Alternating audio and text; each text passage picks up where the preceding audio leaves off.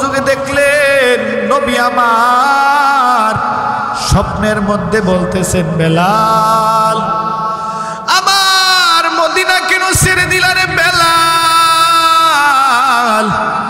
আমি নবী মদিনার রওজা থেকে তোমার আজান শুনতাম, আমি নবী জিন্দা থাকতে দুনিয়াতে থাকতে আমি তোমার আজান শুনতাম। ও বেলাল তোমার আজান শুনিয়ে নামাজ শুরু করতাম। আজকে তুমি আমার দেশ ছাড়িয়া হাবশাতে চলে গেলা, আমি নবীর জন্য কি তোমার মায়া হয় না? আমি নবীর দেশ কেন ছেড়ে দিলা রে বেলাল? কারণ আমার নবী আহলে সুন্নাত ওয়াল জামাতের আকীদা হইল, আমার নবী দুনিয়াতে যেরকম জিন্দা ছিলেন আমার নবীর রওজা শরীফের মধ্যেও ওই রকম জিন্দা আছেন। আমার নবী জিন্দা নবী, হায়াতুন নবী সাল্লাল্লাহু আলাইহি ওয়াসাল্লাম। আমার নবী রওজা শরীফে উম্মতের সালাতু সালাম গ্রহণ করতেছেন। কারণ হাদিস শরীফের মধ্যে রাসূল বলেন, মান সাল্লা আলাইয়া ইনদা কবরি সামিতুহু, রাসূল বলেন কেউ আমার কবরের পাশে দাঁড়ায় যদি আমাকে সালাম দেয় আমি তার সালাম নিজের কানে শুনি এবং জবাব দিই। সুবহানাল্লাহ সুবহানাল্লাহ। এই জন্য নবী বলেন, বেলাল আমার মদিনা কেন ছেড়ে দিলা রে বেলাল? হযরত বেলাল ঘুম থেকে জাগ্রত হইলেন। জাগ্রত হইয়া তিনি বুঝতে পারেন নাই রাসূল আমার ইন্তেকাল করছেন, 6 মাস হয়ে গেছে। বেলাল মনে মনে ভাবতে লাগলেন, আমার নবী দুনিয়া থেকে বিদায় হই নাই, আমার নবী মদিনাতে আছেন, আমি বেলাল কেন হাবশায় পড়ে রইলাম? সকালবেলা ঘুম থেকে জাগ্রত হইয়া গুড়ার মধ্যে উঠিয়া চাবুক মারতে মারতে মদিনার দিকে রওনা হইলেন বেলাল। আর বলেন, লাব্বাইক ইয়া রাসূলুল্লাহ, ও মায়ার নবী আমি বেলাল হাজির। ও নবী আমাকে ডাকছেন, আমি বেলাল হাজির। লাব্বাইক লাব্বাইক বলতে বলতে মদিনার বাউন্ডারির মধ্যে ঢুকলেন। মদিনার বাউন্ডারির মধ্যে ঢুকিয়া বলেন, নবী আমার আমি বেলাল হাজির।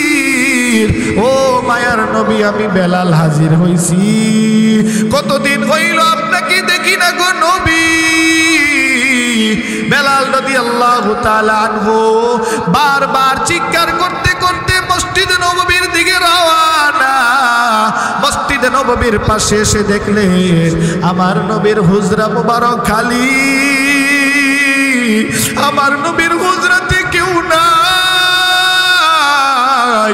হযরত বেলাল তাকায় দেখলেন নবীর রওজা মুবারক দেখা যায়, নবীর কবর মুবারক দেখা যায়।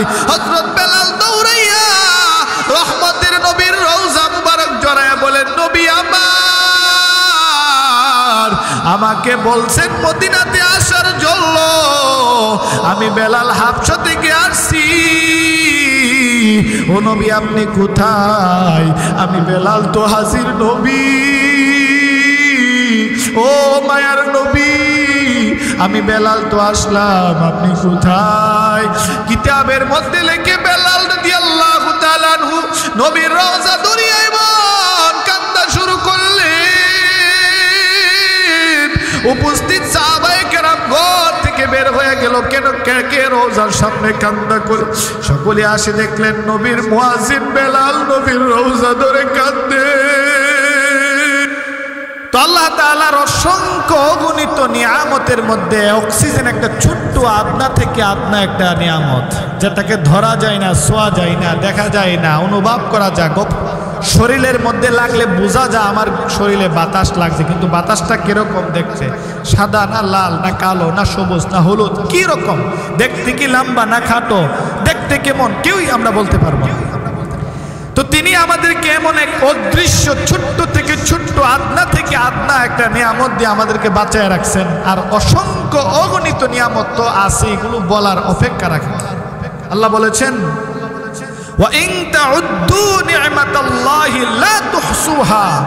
আল্লাহ বলেছেন আমার নিয়ামতগুলো যদি তোমরা গণনা করতে থাকো সারা দুনিয়ার সমস্ত গাছগুলাকে যদি তোমরা কলমে রূপান্তরিত করো, সারা দুনিয়ার সমস্ত পানিগুলাকে, খালের পানি, বিলের পানি, নদীর পানি, পুকুরের পানি, আরব সাগর, ভারত সাগর, বঙ্গোপসাগর, যত রকমের প্রশান্ত মহাসাগর, আটলান্টিক মহাসাগর থেকে নিয়ে সারা পৃথিবীর যত পানি আছে, সমস্ত পানিগুলাকে যদি কালিতে রূপান্তরিত করা হয়, সারা পৃথিবীর সমস্ত গাছগুলাকে যদি কলমে রূপান্তরিত করা হয়, আর সারা পৃথিবীর মানুষ যারা দুনিয়া থেকে বিদায় হয়ে গেছে, যারা বর্তমানে আছে, যারা ভবিষ্যতে আসবে কিয়ামতের আগ পর্যন্ত, সমস্ত মানুষ এক ময়দানে জমা হইয়া যদি কলম আর এই কালি দিয়া যদি আল্লাহ তাআলার প্রশংসা লিখতে থাকেন, আল্লাহ তাআলার নিয়ামতগুলো লিখতে থাকেন, লিখতে লিখতে লিখতে লিখতে লিখতে লিখতে গাছ শেষ হয়ে যাবে, কালি শেষ হয়ে যাবে, মানুষ শেষ হয়ে যাবে, দুনিয়া শেষ হয়ে যাবে,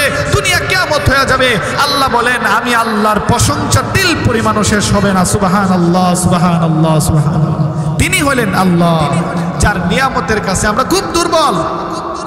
এমনকি একটা মাছির কাছেও আমরা দুর্বল। একটা ছোট্ট প্রাণী যেটা ওজন দিলেও ওজনের মধ্যে আসে না, সেই মশার কাছেও আমরা দুর্বল। আল্লাহ বলেছেন আমি এই দুর্বল মানুষ তোমাদেরকে সৃষ্টি করছি, এই দুর্বল মানুষদেরকে সৃষ্টি কইরা সর্বশ্রেষ্ঠ মাকাম মানুষকে দান করছি। একটা হাতি আমার থেকে অনেক শক্তিশালী, একটা গরু আমার থেকে অনেক শক্তিশালী, একটা মহিষ আমার থেকে অনেক শক্তিশালী, একটা উট আমার থেকে অনেক শক্তিশালী। কিন্তু দেখা গেছে এত বড় বিশাল বড় হাতি, টনের টন ওজন একটা হাতি, ছোট্ট একটা মানুষ, 50-60 কেজি ওজনের একটা মানুষ, 1-1.5 মণ ওজনের একটা মানুষ, তার দুই পায়ের বইরা, দুই পায়ের বড় দুইটা আঙ্গুল দিয়া সে দুইটা এত বড় বিশাল বড় হাতিটাকে নিয়ন্ত্রণ করে। কথা বলেন ঠিক কিনা?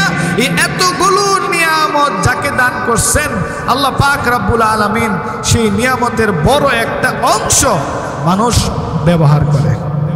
আল্লাহর নিয়ামতের বড় একটা অংশ মানুষ ব্যবহার করে। হাতি এয়ার কন্ডিশন রুমে ঘুমাইতে পারে না, হাতি মনে চাইছে এসির রুমে ঘুমাবে, সে পারবে না।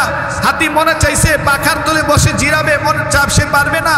হাতি মনে চাইছে সাগরের পার ভ্রমণ করবে, সে পারবে না। হাতির মনে চাইছে আমি বিমানে ভ্রমণ করব, পারবে না। হাতির মনে চাইছে হেলিকপ্টারে ভ্রমণ করব, পারবে না। মানুষ সে চাইলেই সব নিয়ামত গ্রহণ করতে পারে, ঠিক কিনা? ইচ্ছা করলেই সে হেলিকপ্টারে উঠতে পারে, ইচ্ছা করলেই সে বিমানে চড়তে পারে, ইচ্ছা করলেই সে সাগরে ভ্রমণ করতে পারে, ইচ্ছা করলেই সে তার আনন্দ ফুর্তির জন্য আল্লাহর দুনিয়া কুল সিরু ফিল আরদ, আল্লাহর দুনিয়া সে সফর করতে পারে। তো যেই নিয়ামত আল্লাহ মানুষকে দান করেছেন, মানুষ বড় অকৃতজ্ঞ, মানুষ নিমুখ খারাপ, সে তার রবকে ভুলে যায় সহজে, সে তার নিয়ামতের কথা ভুলে যায় সহজে।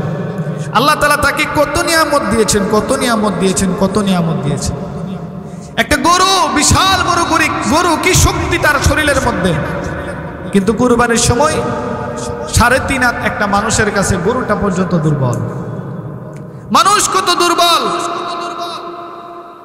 তার শরীরের মধ্যে কত রকমের রোগ বাসা করে আছে, সে কত দুর্বল, তার চোখ দুইটা কত দুর্বল, একটু বালুর কোনা পড়লেই সে অন্ধ হয়ে যায়, চোখে দেখে না। অনেকক্ষণ সে কষ্ট করে চোখ নিয়ে, যতক্ষণ বালুর কোনা চোখ থেকে না বের করা হয়। সে কত দুর্বল, তার মুখের মধ্যে দাঁত আছে 32টা দাঁত, আমার মুখেও আছে, আপনাদের মুখেও আছে। একটা দাঁতের একটু গুড়া যদি একটু ব্যথা করে, তাহলে মানুষটা কেমন পাগল পারা হয়ে যায়। অথচ সবগুলো আল্লাহ তাআলা নিয়ন্ত্রণ করেন। কত সুন্দর করে চোখের জায়গায় চোখ বসাইছেন, কানের জায়গায় কান বসাইছেন, নাকের জায়গায় নাক বসাইছেন, মুখের জায়গায় মুখ বসাইছেন। এমনকি দাঁত, মুখের ভিতরে এত নরম জায়গা, এখানের মধ্যে অনেকগুলো দাঁত, দাঁতের মাঝখানে আল্লাহ এমন এক গোশত, জিহ্বা নামক গোশতকে বসাইছেন। সুবহানাল্লাহি ওয়া বিহামদিহি। এই জিহ্বাকে প্রতিদিন 1000 বার লাড়ি, কিন্তু দাঁতের চিপার মধ্যে লাগে না। সুবহানাল্লাহ। এই সবগুলো জিনিস সাজাইছেন তিনি কে? আল্লাহ। আল্লাহ আল্লাহ, তিনি হইলেন আল্লাহ। মানুষ বড় দুর্বল, একটু দাঁতের ব্যথা হইলি, চোখের ব্যথা হইলি মানুষ অক্ষম, দুর্বল হয়ে যায়। মানুষ ব্যথার কাছে দুর্বল, মানুষ তার দেহের অঙ্গ প্রত্যঙ্গের কাছে পর্যন্ত দুর্বল। হাদিস শরীফের মধ্যে আছে, রাসূল করিম সাল্লাল্লাহু তাআলা আলাইহি ওয়াসাল্লাম বলেছেন, বনি ইসরাইলের নবী মুসা আলাইহিস সালাতু ওয়াস সালাম আল্লাহ তাআলার সাথে সরাসরি কথা বলতেন। মুসা কালিমুল্লাহ যাকে লকব দেওয়া হয়েছিল, হযরত মুসা আলাইহিস সালাতু ওয়াস সালাম সরাসরি মহান আল্লাহর সাথে কথা বলতেন। একদিন তিনি তুর পাহাড়ে দীর্ঘ সময় কথা বলতেছিলেন। দীর্ঘ সময় কথা বলার এক সময়ে তিনি হঠাৎ করে তিনি খেয়াল করলেন তিনার দাঁতে ব্যথা অনুভব করতেছেন। কথার এক ফাঁক দিয়ে তিনি বলতেছিলেন, আল্লাহ, আমার না দাঁতে ব্যথা করতেছে, আমি এখন কি করব? কি ওষুধ সেবন করব? আল্লাহ রাব্বুল আলামিন বললেন, মুসা, তুমি যে পাহাড়ে দাঁড়ায় আসো, তোমার পায়ের পাশে একটা কাঁটাযুক্ত গাছ আছে, ওই গাছটা তাড়াতাড়ি সংগ্রহ করো। হযরত মুসা আলাইহিস সালাতু ওয়াস সালাম তাকায় দেখলেন ঠিকই তিনার পায়ের কাছে একটা কাঁটাযুক্ত গাছ। ওই গাছটার নাম হাদিস শরীফের মধ্যে উল্লেখ নাই, কিন্তু গাছটা ছিল কাঁটাযুক্ত একটা গাছ। হযরত মুসা আলাইহিস সালাতু ওয়াস সালাম গাছটাকে সংগ্রহ করলেন, গাছটাকে উঠাইলেন, জমিন থেকে হাতে নিলেন। আল্লাহ বললেন, মুসা, এবার গাছের গুড়ার অংশের মধ্যে তুমি একটু চাবানি দাও, দাঁত দিয়া চাবানি দাও। হযরত মুসা আলাইহিস সালাতু ওয়াস সালাম ওই কাঁটাযুক্ত গাছের গুড়ার মধ্যে আল্লাহর আদেশে চাবানি দিলেন, সঙ্গে সঙ্গে ব্যথা ভালো হয়ে গেছে। সুবহানাল্লাহ।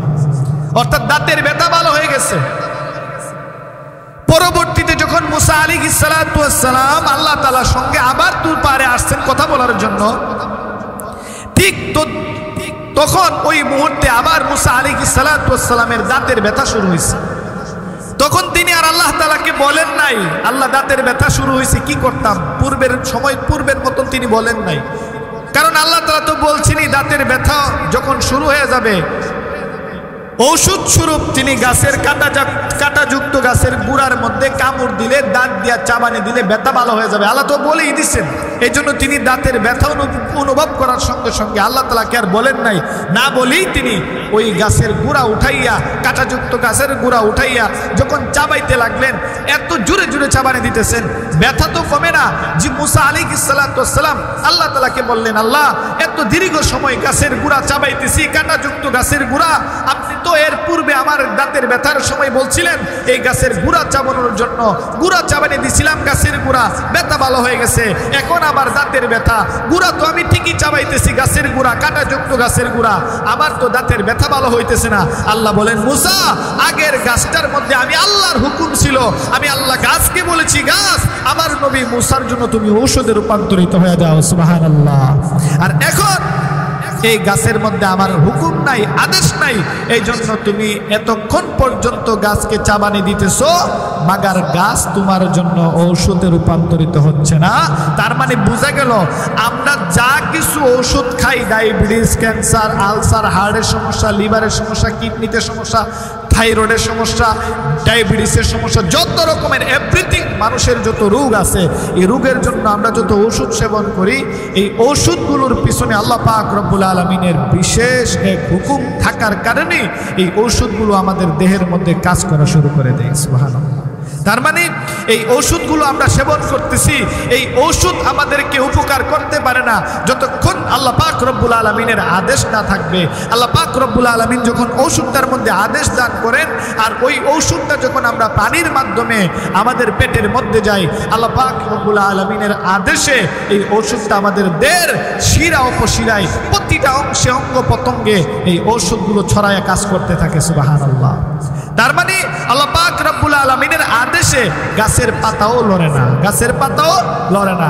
হাদিস শরীফের মধ্যে এই জন্য আছে, থানবী রহমতুল্লাহি আলাইহি তিনি তার কিতাবের মধ্যে লিখছেন, আল্লাহ পাক রব্বুল আলামিন দুনিয়াতে 3000 রোগ সৃষ্টি করছেন। কত হাজার রোগ?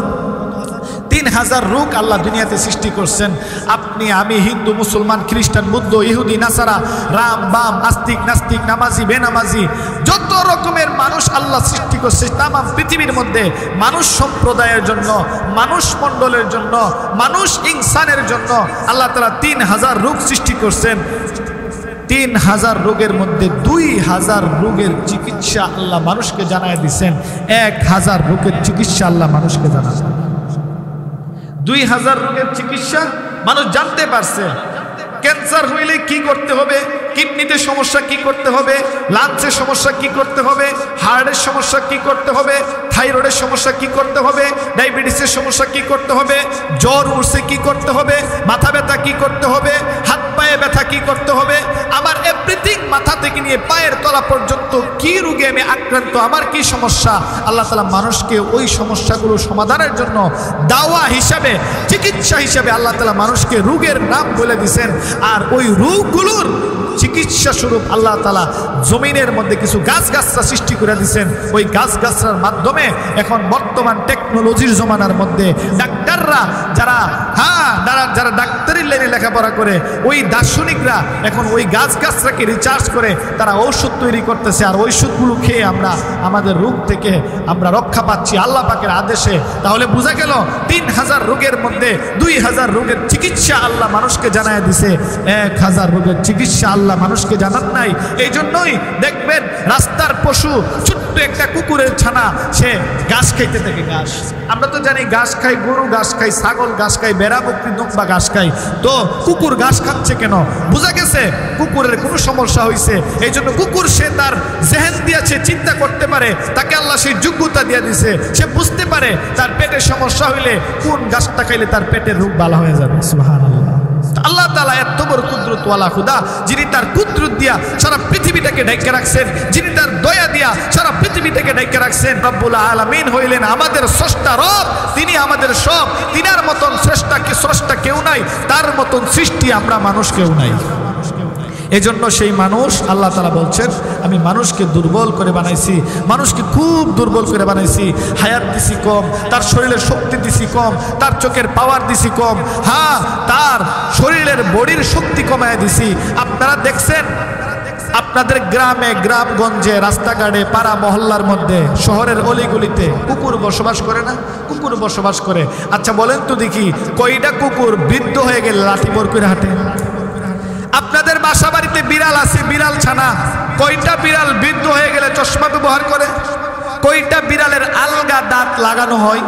কয়টা বিড়াল গ্যাস্ট্রিকের বড়ি খাওয়া লাগে? কয়টা গরুর আলসারের বড়ি খাওয়া লাগে, ক্যান্সারের বড়ি খাওয়া লাগে? কয়টা মহিষের গ্যাস্ট্রিকের ওষুধ খাওয়া লাগে? কোনো কিছু লাগে? কোনো কিছু লাগে না। একটা গরু, একটা মহিষ, একটা বেড়া, বকরি, দুম্বা, উট, এগুলো বৃদ্ধ হয়ে গেলে লাঠি বল করে চলা লাগে না, আরেকজনের বোঝা হয়ে থাকা লাগে না।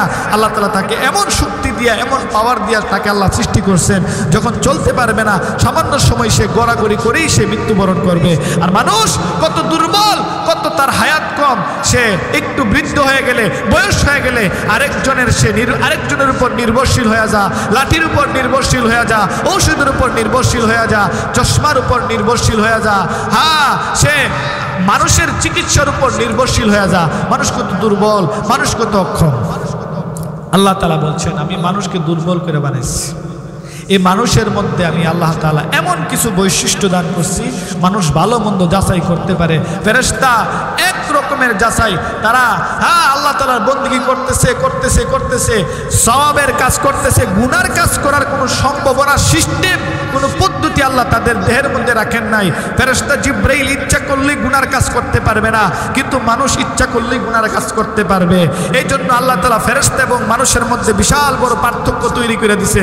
ফেরেশতা জান্নাত দেখে দেখে বন্দেগী করে, তার বন্দেগীর কোনো বদলা নাই। ফেরেশতা সেজদা করে, তার সেজদার বদলা নাই। ফেরেশতা রুকু করে, তার রুকুর বদলা নাই। ফেরেশতা লৌহে মাহফুজ দেখে কোরআন পড়ে, তার কোরআনের বদলা নাই। ফেরেশতা আল্লাহ তাসবিহ তাহলিলে ব্যস্ত, তার ওই তাসবিহ তাহলিলের বদলা নাই। মানুষ আল্লাহ দেখে নাই, জান্নাত দেখে নাই, জাহান্নাম দেখে নাই, আখিরাত দেখে নাই, আল্লাহ তাআলার আযাব গজব দেখে নাই। মানুষ জমিন থেকে যখন একবার সুবহানাল্লাহ বলবে, রাসূল বলেন আসমান জমিনের মাঝখানের 500 বছরের রাস্তা সওয়াবে ভরপুর হয়ে যাবে। সুবহানাল্লাহ। মানুষের এত ক্ষমতা আল্লাহ তাআলা পাওয়ার দান করছেন। মানুষটা দুর্বল, সব দিক থেকে দুর্বল, মশার কাছে দুর্বল, মাছির কাছে দুর্বল, সাপের কাছে দুর্বল, ইঁদুরের কাছে দুর্বল, তেলা পোকার কাছেও দুর্বল। সেই মানুষটা যখন জমিনে থেকে ঠুট নাড়ায়া, চাঁদার ঠুট নাড়ায়া যখন সে আল্লাহ তাআলার জিকির করবে, সুবহানাল্লাহ বলবে, আলহামদুলিল্লাহ বলবে, লা ইলাহা ইল্লাল্লাহ বলবে, এই মানুষটার দাম বেড়ে যাবে, মানুষটার সম্মান বেড়ে যাবে। এই জন্য মানুষদের মধ্যে সর্বশ্রেষ্ঠ মানুষ কারা? মানুষদের মধ্যে সর্বশ্রেষ্ঠ মানুষ হইলেন নবী রাসূলগণ। আল্লাহর প্রদত্ত রাসালাতের দায়িত্ব যে সমস্ত নবীগণ দুনিয়াতে নিয়ে আসছিলেন আল্লাহর হুকুমে, নবুয়তের দায়িত্ব নিয়ে যে সমস্ত নবীগণ দুনিয়াতে বিচরণ করছেন, দুনিয়া থেকে তিনারা ইন্তেকাল করছেন, স্থান পরিবর্তন করছেন, তারা হইলেন মানুষ জাতের মধ্যে, মানুষ সম্প্রদায়ের মধ্যে সর্বশ্রেষ্ঠ মানুষ। সর্বশ্রেষ্ঠ মানুষ তারা। এরপরে হইল সাহাবায়ে কেরাম রিদওয়ানুল্লাহি আলাইহিম আজমাইন, কত দামি তারা সাহাবায়ে কেরাম রিদওয়ানুল্লাহি আলাইহিম আজমাইন। তিনারা আমাদের মতো মানুষ ছিল, আমাদের মতো ব্যবসা বাণিজ্য করত, দোকানপাট ছিল, ক্ষেত খামার ছিল, জায়গার মালিক ছিল, বাড়ির মালিক ছিল, সম্পদের মালিক ছিল, কিন্তু তাদের দিলের মধ্যে ঈমানের এমন পাওয়ার ছিল, ঈমানের মতন বড় দৌলত তাদের দিলের মধ্যে ছিল। শয়তান তাদেরকে ধোঁকা দিতে পারে নাই, নফস তাদেরকে ধোঁকা দিতে পারে নাই। তারা ইসলামের বেলা, দ্বীনের বেলা, কোরআনের বেলা, আল্লাহর বেলা, রাসূলের বেলা তারা সর্বপ্রথম অগ্রসর হয়ে থাকতো। কথা ঠিক কিনা? সাহাবায়ে কেরাম রিদওয়ানুল্লাহি আলাইহিম আজমাইন, তিনাদের দিলের মধ্যে ভালোবাসা কেমন ছিল? হযরত সাইয়্যিদুনা বেলাল রাদিয়াল্লাহু তাআলা আনহু, যিনাকে বলা হইতো বেলালে হাবশী রাদিয়াল্লাহু তাআলা আনহু, মক্কার মানুষ বিশ্রী করে, ব্যঙ্গ করে মক্কার মানুষ ডাকতো কালা কাওয়া। নাউজুবিল্লাহ। কাকে ডাকতো? হযরত সাইয়্যিদুনা বেলাল হাবশী রাদিয়াল্লাহু তাআলা আনহুকে। আর মক্কার মানুষ বিশ্রী করে, ব্যঙ্গ করে, টিটকারি মস্কারি করে বলতো বাদাইম্মার ঘরের বাদাইম্মা। নাউজুবিল্লাহ। কেন বলতো?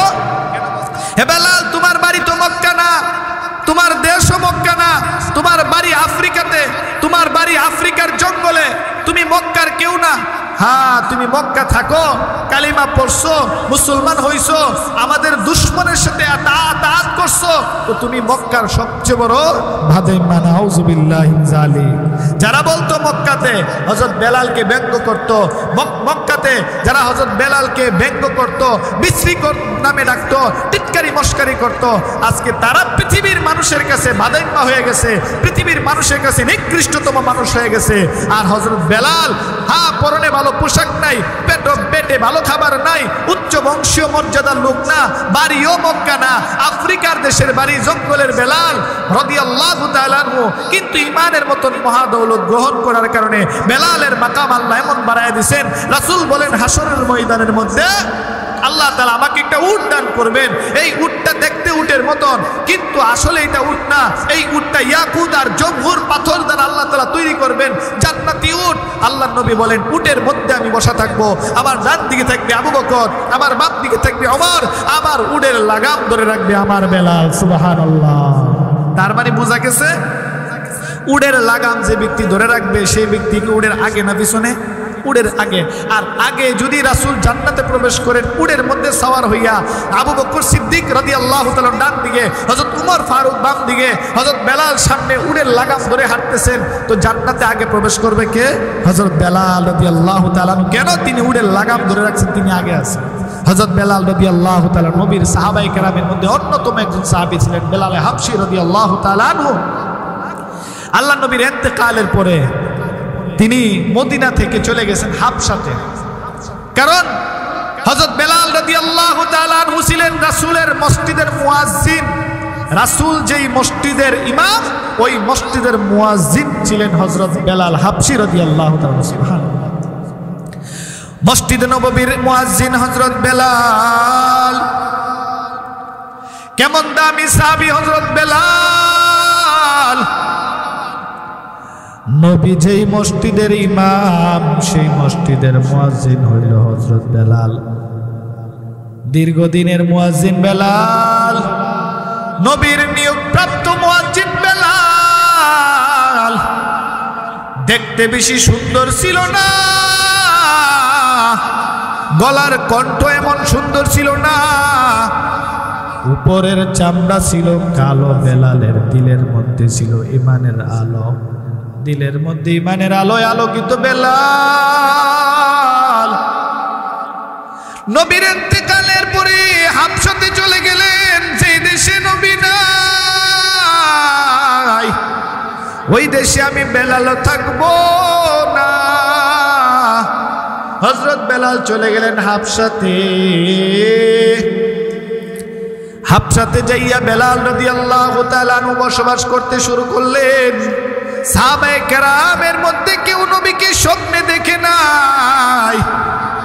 নবীর ইন্তেকাল হয়ে গেছে, সাহাবায়ে কেরাম রাসূলের রওজা জিয়ারত করেন, কিন্তু স্বপ্ন যুগে কেউ রাসূলকে দেখেন নাই। হযরত বেলাল 6 মাস পর স্বপ্ন যুগে দেখলেন নবী আমার। স্বপ্নের মধ্যে বলতেছেন, বেলাল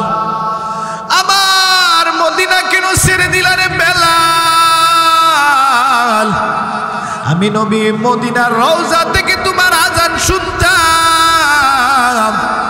আমি নবী জিন্দা থাকতে, দুনিয়াতে থাকতে আমি তোমার আজান শুনতাম। ও বেলাল, তোমার আজান শুনিয়ে নামাজ শুরু করতাম। আজকে তুমি আমার দেশ ছাড়িয়া হাবশাতে চলে গেলা। আমি নবীর জন্য কি তোমার মায়া হয় না? আমি নবীর দেশ কেন ছেড়ে দিলা রে বেলাল? কারণ আমার নবী আহলে সুন্নাত ওয়াল জামাতের আকীদা হইল, আমার নবী দুনিয়াতে যেরকম জিন্দা ছিলেন, আমার নবীর রওজা শরীফের মধ্যেও ওই রকম জিন্দা আছেন। আমার নবী জিন্দা নবী, হায়াতুন নবী সাল্লাল্লাহু আলাইহি ওয়াসাল্লাম। আমার নবী রওজা শরীফে উম্মতের সালাতু সালাম গ্রহণ করতেছেন। কারণ হাদিস শরীফের মধ্যে রাসূল বলেন, মান সাল্লা আলাইয়া ইনদা কবরি সামিতুহু। রাসূল বলেন, কেউ আমার কবরের পাশে দাঁড়ায় যদি আমাকে সালাম দেয়, আমি তার সালাম নিজের কানে শুনি এবং জবাব দিই। সুবহানাল্লাহ, সুবহানাল্লাহ। এই জন্য নবী বলেন, বেলাল, আমার মদিনা কেন ছেড়ে দিলা রে বেলাল? হযরত বেলাল ঘুম থেকে জাগ্রত হইলেন। জাগ্রত হইয়া তিনি বুঝতে পারেন নাই রাসূল আমার ইন্তেকাল করছেন, 6 মাস হয়ে গেছে। বেলাল মনে মনে ভাবতে লাগলেন, আমার নবী দুনিয়া থেকে বিদায় হই নাই, আমার নবী মদিনাতে আছেন। আমি বেলাল কেন হাবশায় পড়ে রইলাম? সকালবেলা ঘুম থেকে জাগ্রত হইয়া গুড়ার মধ্যে উঠিয়া চাবুক মারতে মারতে মদিনার দিকে রওনা হইলেন বেলাল। আর বলেন, লাব্বাইক ইয়া রাসূলুল্লাহ, ও মায়ার নবী, আমি বেলাল হাজির। ও নবী আমাকে ডাকছেন, আমি বেলাল হাজির। লাব্বাইক লাব্বাইক বলতে বলতে মদিনার বাউন্ডারির মধ্যে ঢুকলেন। মদিনার বাউন্ডারির মধ্যে ঢুকিয়া বলেন, নবী আমার, আমি বেলাল হাজির। ও মায়ার নবী, আমি বেলাল হাজির হইছি। কতদিন হইল আপনাকে দেখি না গো নবী। বেলাল রাদিয়াল্লাহু তাআলা আনহু বারবার চিৎকার করতে করতে মসজিদে নববীর দিকে রওনা। মসজিদে নববীর পাশে এসে দেখলেন আমার নবীর হুজরা মুবারক খালি। আমার নবীর হুজরাতে কেউ নাই। হযরত বেলাল তাকায় দেখলেন নবীর রওজা মুবারক দেখা যায়, নবীর কবর মুবারক দেখা যায়। হযরত বেলাল দৌড়াইয়া রহমতের নবীর রওজা মুবারক জড়ায়া বলেন, নবী আমার, আমাকে বলছেন মদিনাতে আসার জন্য, আমি বেলাল হাবশা থেকে আসছি। ও নবী, আপনি কোথায়? আমি বেলাল তো হাজির নবী। ও মায়ার নবী, আমি বেলাল তো আসলাম, আপনি কোথায়? কিতাবের মধ্যে লেখে বেলাল রাদিয়াল্লাহু তাআলা আনহু নবীর রওজা ধরিয়া এমন কান্না শুরু করলেন, উপস্থিত সাহাবায়ে কেরাম ঘর থেকে বের হয়ে গেল। কেন কে রওজার সামনে কান্না করে? সকলে আসে দেখলেন নবীর মুয়াজ্জিন বেলাল নবীর রওজা ধরে কাঁদে। সমস্ত সাহাবায়ে কেরাম পাগল পাড়া হয়ে গেলেন। বেলাল যেহেতু ফিরে আসছে, আমার নবী মনে হয় আবার মদিনাতে ফিরে আসবে। সমস্ত সাহাবায়ে কেরাম দৌড়ে চলে আসলেন। বেলালকে বলেন, ও নবীর মুয়াজ্জিন বেলাল, নবী থাকতে তুমি আজান দিছো, তোমার আজান শুনিয়া আমরা নামাজে আসছি। আমরা মনে করতাম আমার নবী দুনিয়াতে আছে, দুঃখ কষ্ট কিসের? আজকে তুমি বেলাল নাই, তোমার আজান শুনি না, নবীকেও দেখি না। ও বেলাল, একটু আজান দিবানি? আমাদের মন বলে তোমার আজানে মদিনার নবী আবার আসবে। তোমার আজানে আমার মদিনার নবী ইমামতের জায়গার মধ্যে দাঁড়াইবেন। সাহাবায়ে কেরামের রিকোয়েস্টে বেলাল বলেন, না, আমি আমার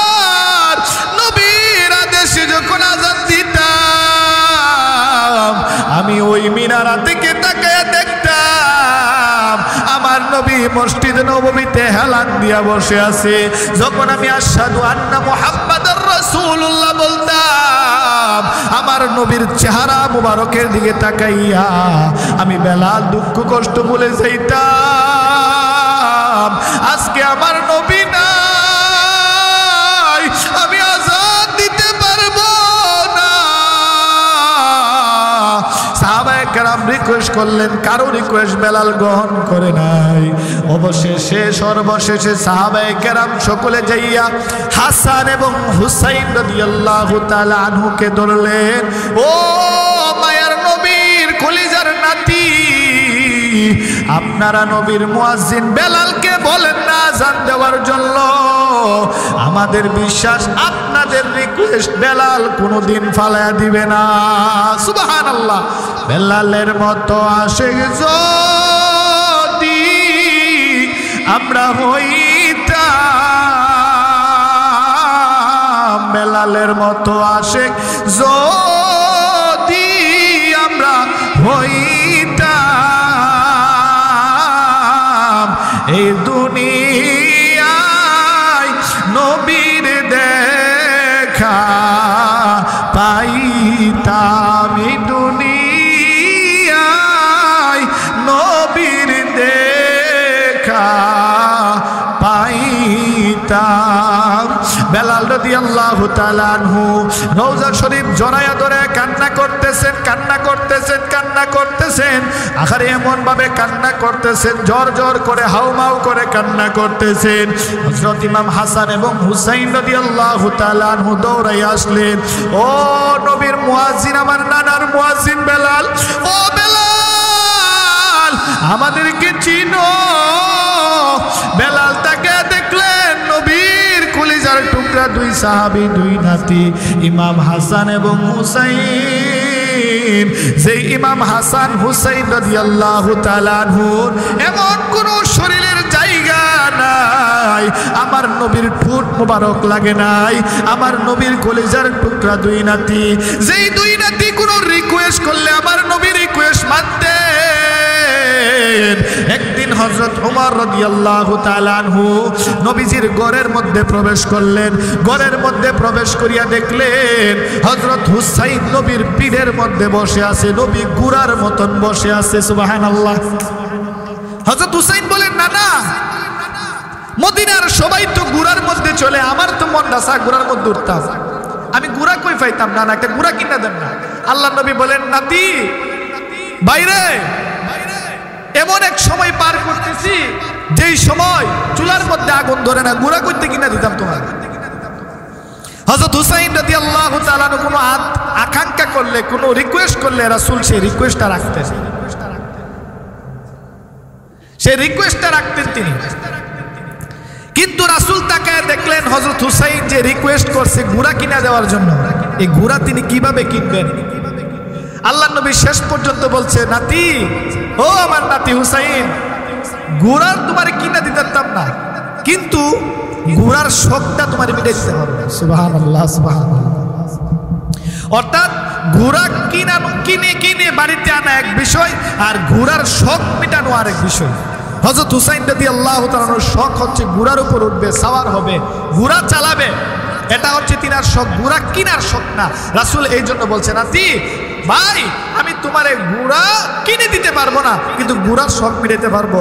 হযরত হুসাইন রাদিয়াল্লাহু তাআলা বলেন, না না, গুড়ার শখ কিভাবে মিটাই দিবেন? আল্লাহ নবী বলেন, হুসাইন, আমি রাসূল গুড়া হয়ে যাই, তুমি আমার পিঠের মধ্যে উঠে যাও। সুবহানাল্লাহ, সুবহানাল্লাহ। দেখছেন, রাসূলের কাছে রিকোয়েস্ট করছেন, আকাঙ্ক্ষা করছেন, রাসূল সাল্লাল্লাহু আলাইহি সাল্লামের কাছে বলছেন, নাতি, রাসূল গুড়া নিজে হয়ে গেছেন, গুড়া কিনতে পারেন নাই, কিন্তু রাসূল তার নাতির শখ পূরণ করার জন্য আল্লাহর পরে যার সম্মান, যার ইজ্জত, যার মর্যাদা, সেই রাসূল নিজে গুড়া হইয়া হযরত হুসাইন রাদিয়াল্লাহু তাআলাকে পিঠের উপর উঠাইয়া রাসূল গুড়া হইয়া তার স্বপ্ন পূরণ করে দিতেছেন। সুবহানাল্লাহ। হযরত ওমর ফারুক রাদিয়াল্লাহু তাআলা আনহু তিনি রাসূলের ঘরের মধ্যে ঢুকলেন, ঢুকে দেখতেছে রাসূল গুড়ার মতন বসা, হুসাইন রাদিয়াল্লাহু তাআলা রাসূলের পিঠের মধ্যে বসা।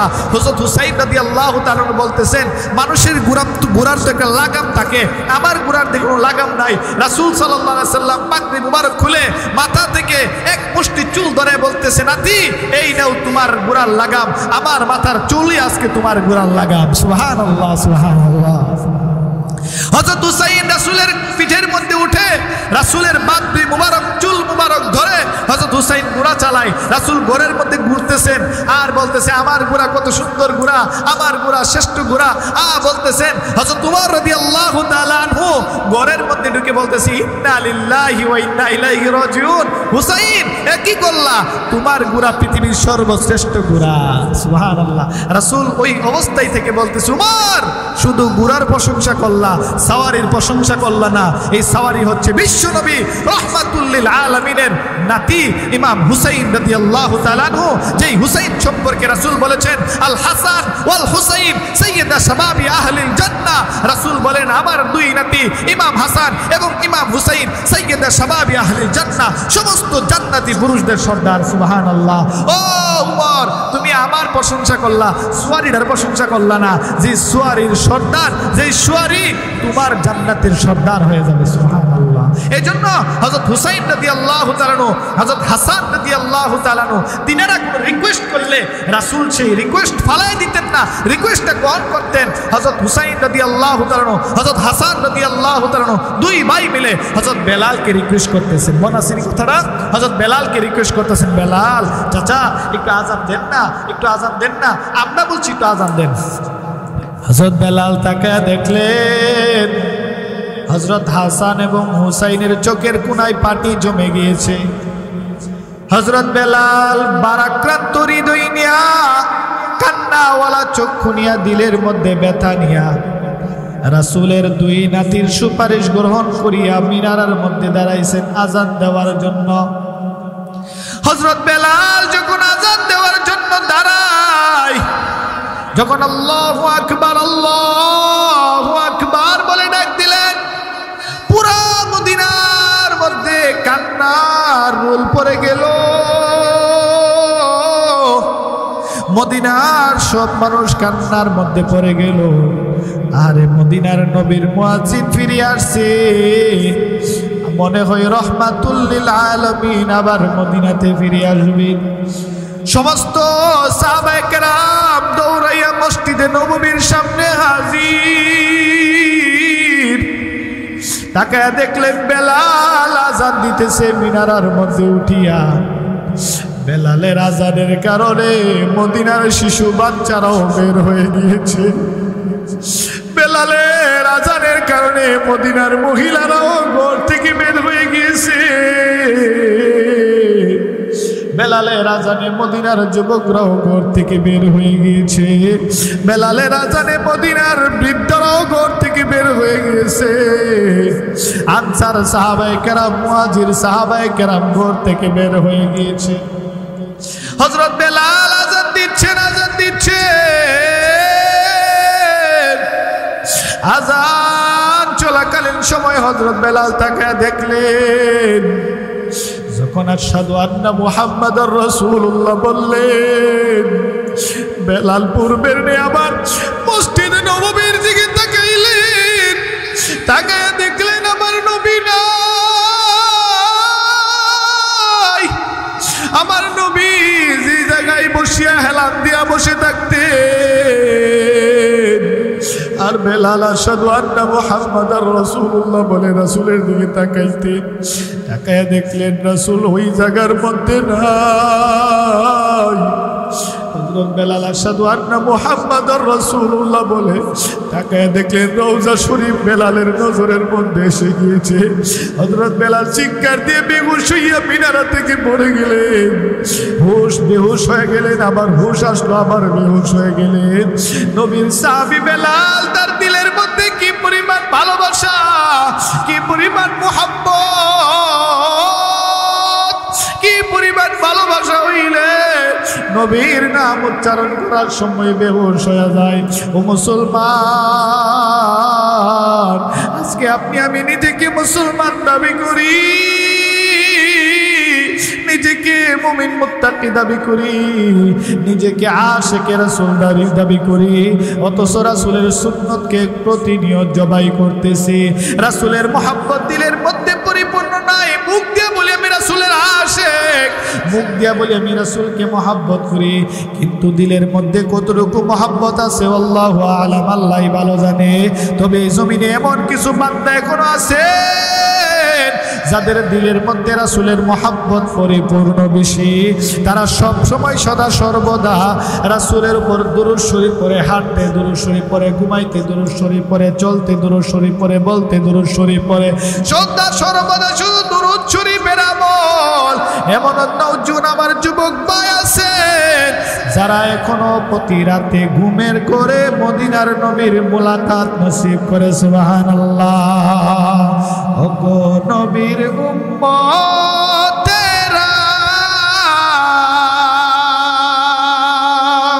হয়ে আজি দিশাহারা,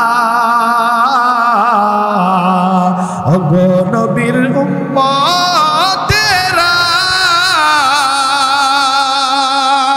হয়ে আজি দিশাহারা।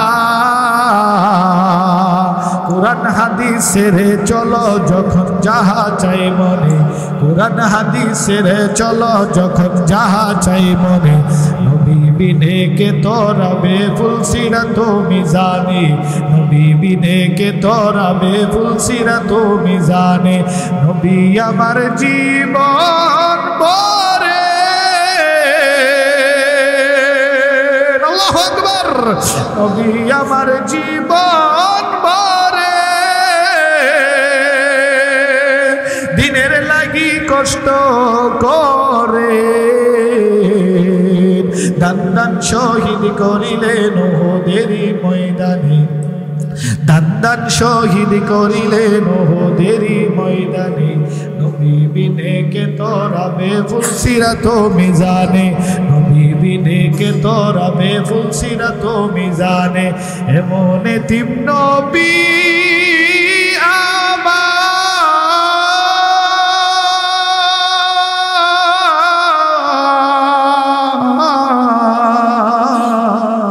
আমার, এমন এতিম নবী আমার, পিতা মাতা নাই যে তারপরেও কত মারা মারলো তারে বেঈমানে, তারপরেও কত মারা মারলো তারে দুশ্মনে। নবী বিনে কে তোরা বেফুল সিরাত মিজানে, নবী বিনে কে তোরা বেফুল সিরাত মিজানে। নবী আমার জীবন ভরে, দিনের লাগি কষ্ট করে, নবী আমার জীবন ভরে, দিনের লাগি কষ্ট করে, দান দান শহীদ করিলেন ওহুদেরই ময়দানে। নবী বিনে কে তোরা বেফুল সিরাত মিজানে, নবী বিনে কে তোরা বেফুল সিরাত মিজানে।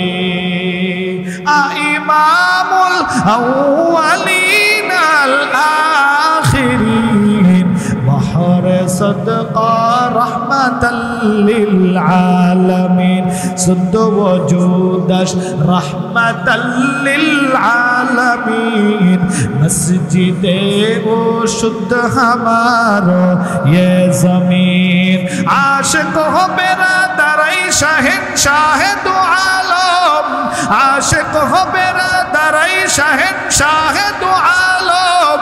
सुन्नत की पैरवी करते रहो हर चार दम, सुन्नत की पैरवी करते रहो हर चार दम। এজন্য রাসূলের মুহাব্বত, রাসূলের ভালোবাসা, রাসূলের আখলাক, রাসূলের সুরত, রাসূল সাল্লাল্লাহু আলাইহি ওয়াসাল্লামের সিরত, রাসূল সাল্লাল্লাহু আলাইহি ওয়াসাল্লামের গোটা 63 বছরের হায়াতের জিন্দেগি যদি আমার ব্যক্তিগত জীবনে, পারিবারিক জীবনে, সাংসারিক জীবনে, রাষ্ট্রীয় জীবনে, আমার গোটা হায়াতের জিন্দেগির মধ্যে যদি আমি ফিট করতে পারি, আমার ব্যক্তিগত জীবন চমকে যাবে। আমার পারিবারিক জীবন চমকায় যাবে, আমার এলাকা ভিত্তিক জীবন চমকায় যাবে, আমার দেশ ভিত্তিক জীবন চমকায় যাবে, আমার রাষ্ট্র ভিত্তিক জীবন চমকায় যাবে, আমার গোটা হায়াতের জিন্দেগি সুন্দর হয়ে যাবে যদি আমার আখলাকের মধ্যে, আমার কথার মধ্যে রাসূলের সুন্নত চলে আসে, আমার বসার মধ্যে রাসূলের সুন্নত চলে আসে, আমার চলার মধ্যে রাসূলের সুন্নত চলে আসে, আমার শোয়ার মধ্যে রাসূলের সুন্নত চলে আসে। অর্থাৎ গোটা জিন্দেগি আমি কিভাবে পরিচালিত করব, আর সিদ্ধান্ত আমার যদি আমি মদিনার নবীর প্রেমের মালা গলায় লাগাইয়া আমার হায়াতকে সম্পূর্ণ করতে পারি, দুনিয়াতেও আমি বাদশা, মরণের পরেও বাদশা। আল্লাহ পাক রব্বুল আলামিন আমাদেরকে এই কথা বলে